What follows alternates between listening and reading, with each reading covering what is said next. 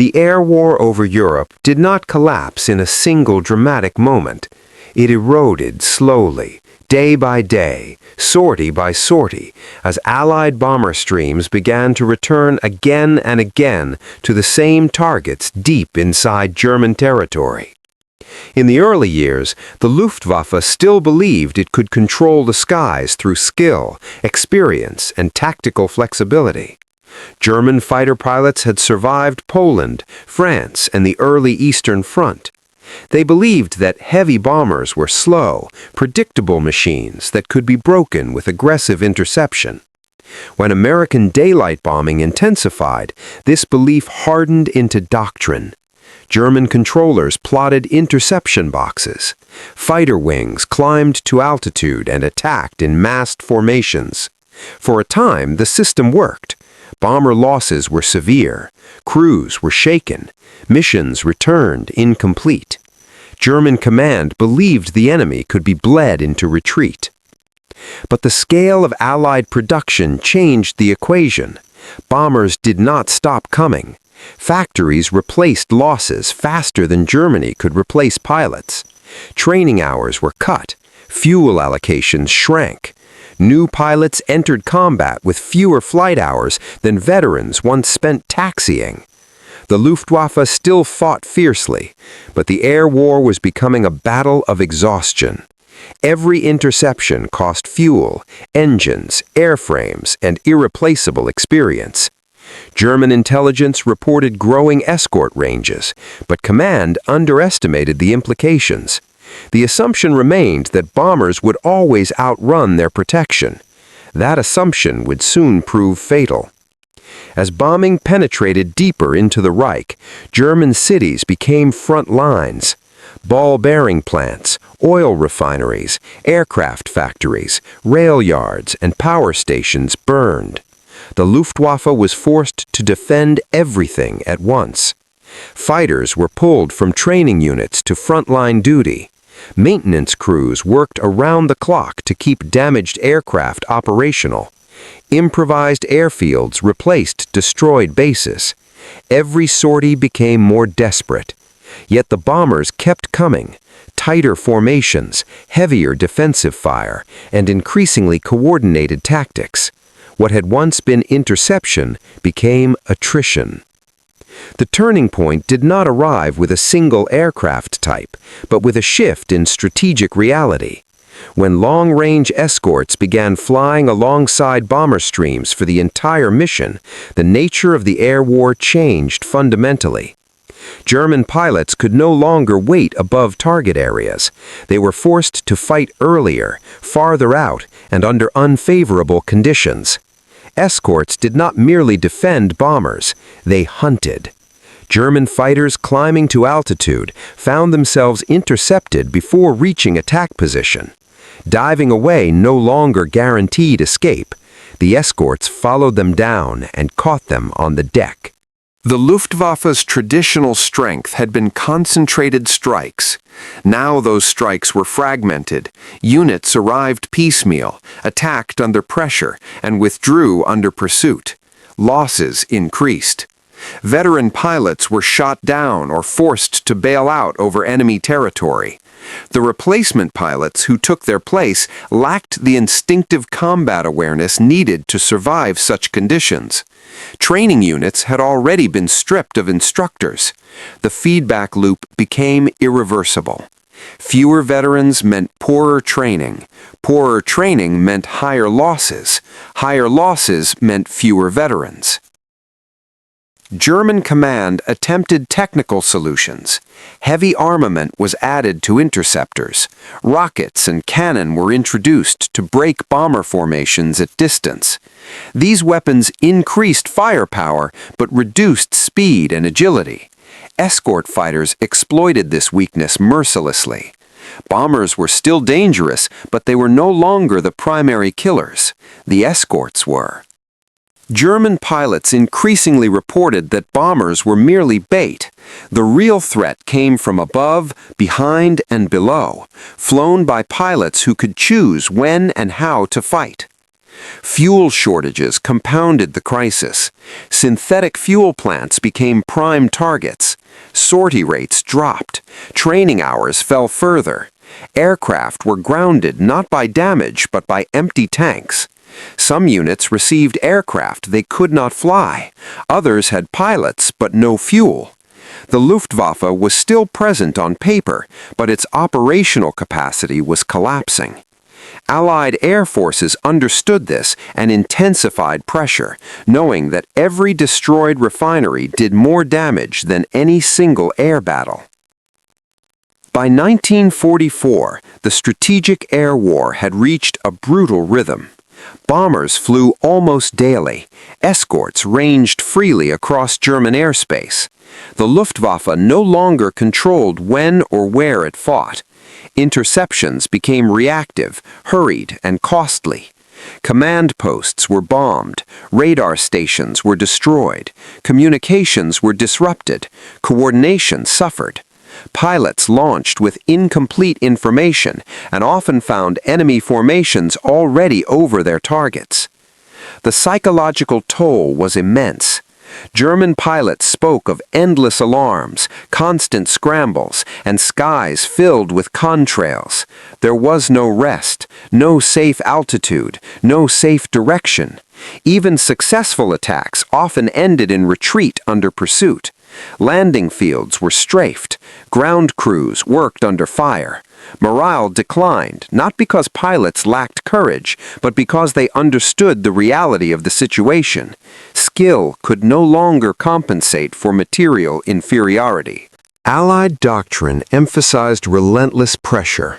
Bombers attacked infrastructure that supported the Luftwaffe itself. Aircraft factories were hit repeatedly. Transportation networks were severed. Even when factories survived, components could not reach assembly lines. Finished aircraft could not reach frontline units. The air war was no longer about shooting down fighters. It was about removing the system that produced them. German attempts at innovation came too late. Jet fighters appeared in small numbers, but lacked fuel, trained pilots, and operational doctrine. They scored successes, but could not alter the strategic balance. Every jet lost was irreplaceable. Every pilot killed represented years of lost experience. Allied forces, meanwhile, absorbed losses and continued forward. The imbalance widened daily. As Allied armies advanced on the ground, the Luftwaffe's situation worsened further. Airfields were overrun, supply routes collapsed, fuel shortages became absolute. Some units flew only a handful of sorties per week, others ceased operations entirely. The air defense of Germany fragmented into isolated pockets, each fighting its own desperate battle. Bomber losses decreased as escort dominance increased. Missions once considered suicidal became routine. Crews still feared flak and fighters, but confidence replaced desperation. The air war had shifted from survival to suppression. German fighters no longer dictated engagement terms. They reacted, and reaction was always slower than initiative. By the final months, the Luftwaffe existed largely as scattered remnants. Individual pilots fought bravely, but there was no longer a coherent air defense. Allied aircraft roamed freely. Strategic bombing reached levels previously unimaginable. Cities were devastated. Industrial output collapsed. Transportation halted. The air war had achieved its purpose, not through a single decisive battle, but through sustained pressure that Germany could not match. The end came not with surrender in the air, but with silence. Fewer interceptors rose to meet the bombers. Radar screens showed fewer contacts. Scramble orders went unanswered. Fuel trucks stood empty. The Luftwaffe had not been annihilated in combat alone. It had been strangled. The legacy of the strategic air war is complex. It demonstrated the power of industrial capacity, logistics, and sustained operational pressure.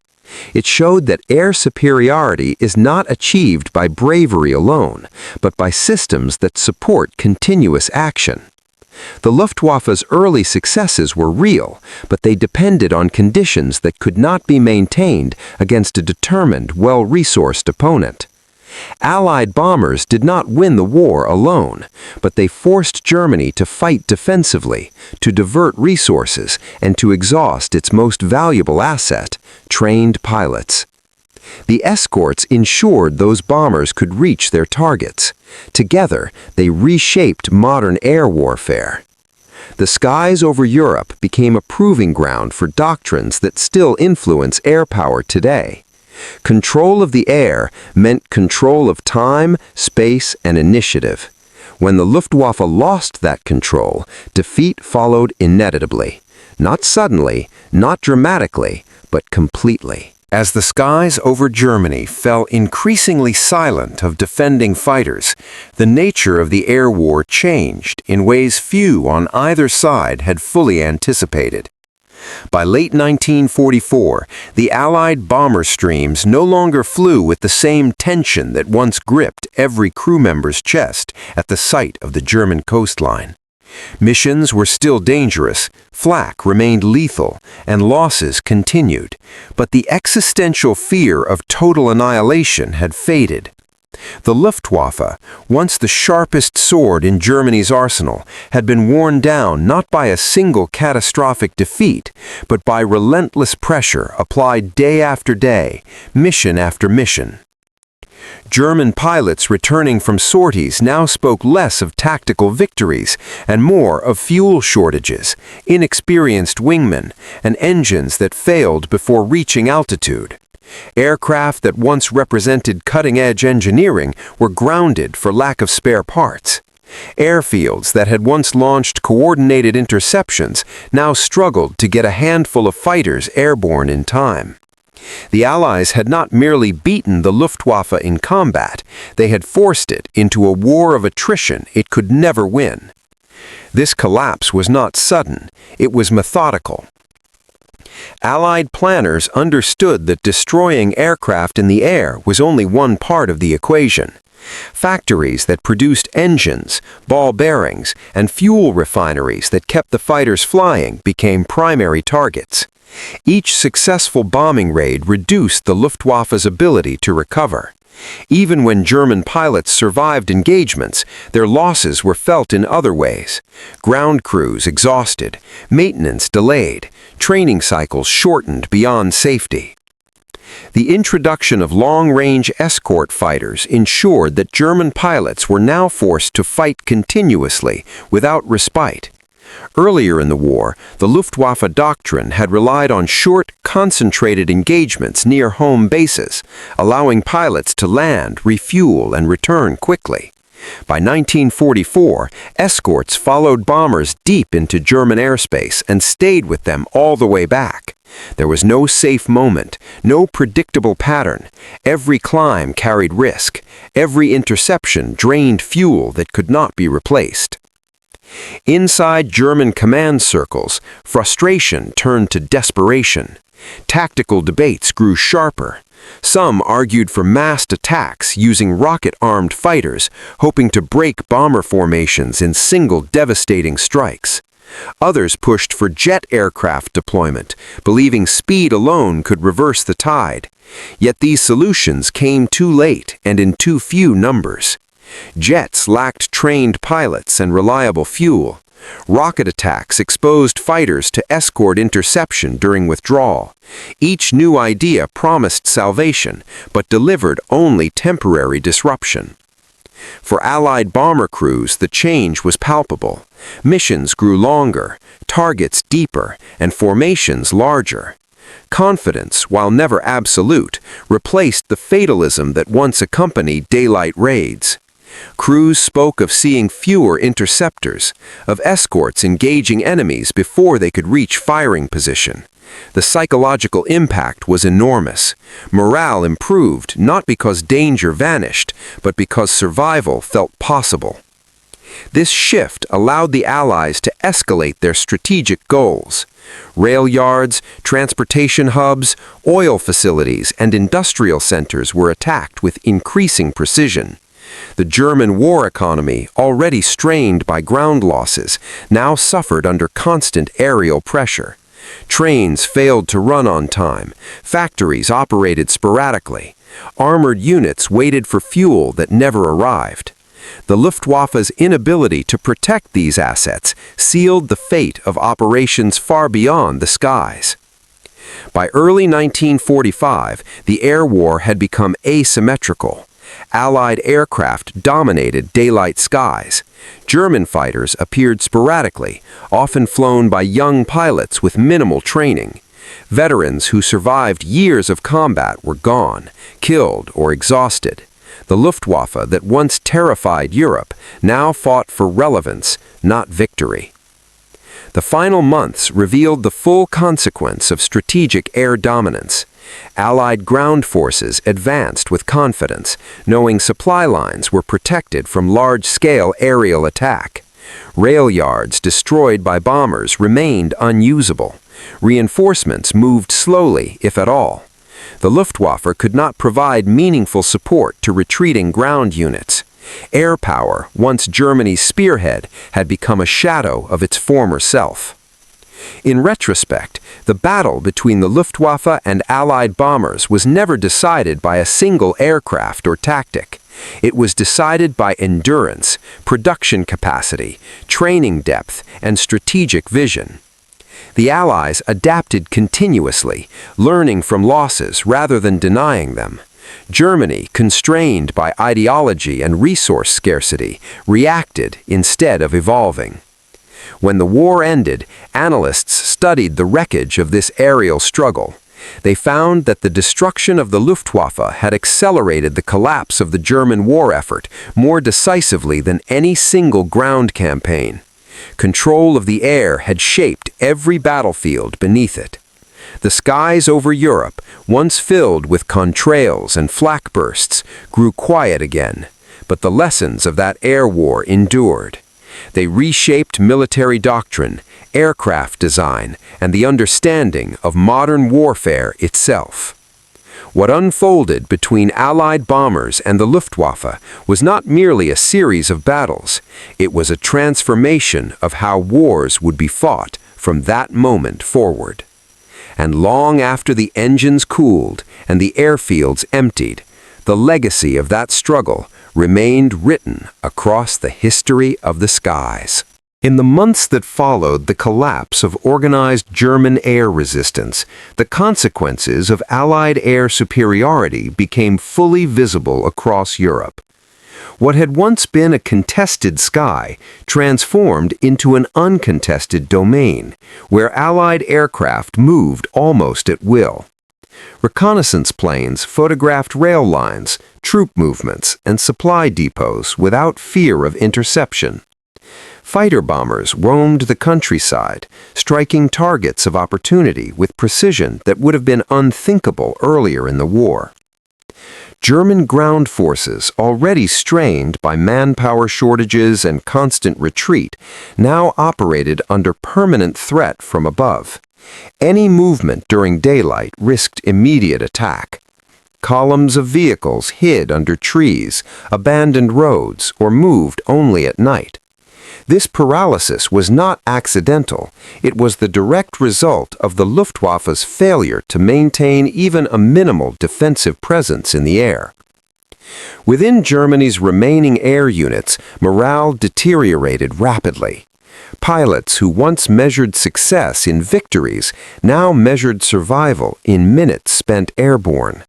Many aircraft never reached operational altitude before turning back due to fuel concerns or mechanical failures. Others were lost to accidents before ever encountering the enemy. Training programs collapsed under the pressure of time and material scarcity. New pilots were sent into combat with only a fraction of the experience their predecessors had possessed. The Allies, meanwhile, refined their approach with cold efficiency. Bomber formations were adjusted for maximum defensive coverage. Escort tactics evolved to prioritize destruction of German fighters before they could reach bomber streams. Fighter pilots no longer waited passively, they hunted. Airfields, dispersal zones, and supply routes became primary targets, ensuring that even surviving German aircraft remained grounded. Strategic bombing reached a scale never before seen. Entire industrial regions were rendered ineffective, not through a single blow, but through cumulative disruption. Power grids failed, transportation networks fractured, fuel production fell to critical levels. Even when factories remained standing, they could not operate without electricity, raw materials, or labor. As the Luftwaffe disintegrated, Germany's leadership faced an irreversible reality. No new aircraft design, no technological breakthrough could compensate for the loss of trained pilots and production capacity. Jet aircraft appeared too late and in too small numbers to influence the outcome. Their speed impressed Allied pilots, but speed alone could not restore a broken system. The Allied air campaign also reshaped civilian life. Cities adapted to constant alarms, blackouts, and destruction. Yet even as suffering increased, the strategic effect was undeniable. Germany's ability to wage modern war depended on air protection. Without it, every other front weakened simultaneously. By the spring of 1945, Allied aircraft flew over Germany not as attackers alone, but as symbols of inevitability. Supply drops supported advancing ground forces. Medical evacuations moved freely. Airfields were seized intact or destroyed beyond recovery. The Luftwaffe, once a tool of rapid conquest, no longer existed as an effective fighting force. After the war, military historians examined why this collapse had been so complete. They found that the decisive factor was not merely aircraft numbers, but systems. The Allies built a self-sustaining air war machine. Training pipelines, maintenance networks, fuel supply, and industrial output, all synchronized toward a single goal. Germany, constrained by strategic overreach and limited resources, could not match that scale. The air war over Europe thus became a case study in modern conflict. It demonstrated that control of the skies determines the fate of armies, economies, and nations. Bombers alone could not win a war, but without air superiority, no victory could be sustained. Long after the last bomber returned home, air power remained central to military planning worldwide. The lessons learned from the struggle between Allied bombers and the Luftwaffe influenced doctrines for decades. Future conflicts would be shaped by what happened in those skies, by the understanding that wars are not won solely on the ground, but far above it. And when the smoke finally cleared, the silence in the skies over Europe spoke louder than any victory parade. The air war was over, and its outcome had already decided everything. As the last bomber formations faded into history, the world moved forward carrying lessons written in smoke and steel. The air war over Europe proved that modern conflict would no longer be decided by bravery alone, but by preparation, industry, and the ability to adapt faster than the enemy. The skies that once roared with engines and gunfire became quiet again, but their silence carried meaning. What unfolded between Allied bombers and the Luftwaffe reshaped warfare forever. It changed how nations trained pilots, built aircraft, and planned entire campaigns. Every modern air force, every strategic doctrine that followed, traces part of its origin to those years when control of the sky determined the fate of continents. These stories matter because they are not just about machines, they are about people, crews who climbed into aircraft knowing the odds, planners who gambled entire nations on air power, and decisions whose consequences still echo today. Understanding this history is not about glorifying war, but about recognizing how fragile peace becomes when the balance is lost. If you value deep, carefully researched war history told with respect for the people who lived it, then this channel exists for you. New long-form stories are released regularly, each one exploring another chapter of aerial warfare and the decisions that shaped the modern world. Subscribe to stay with the story, one mission, one campaign, one moment in history at a time.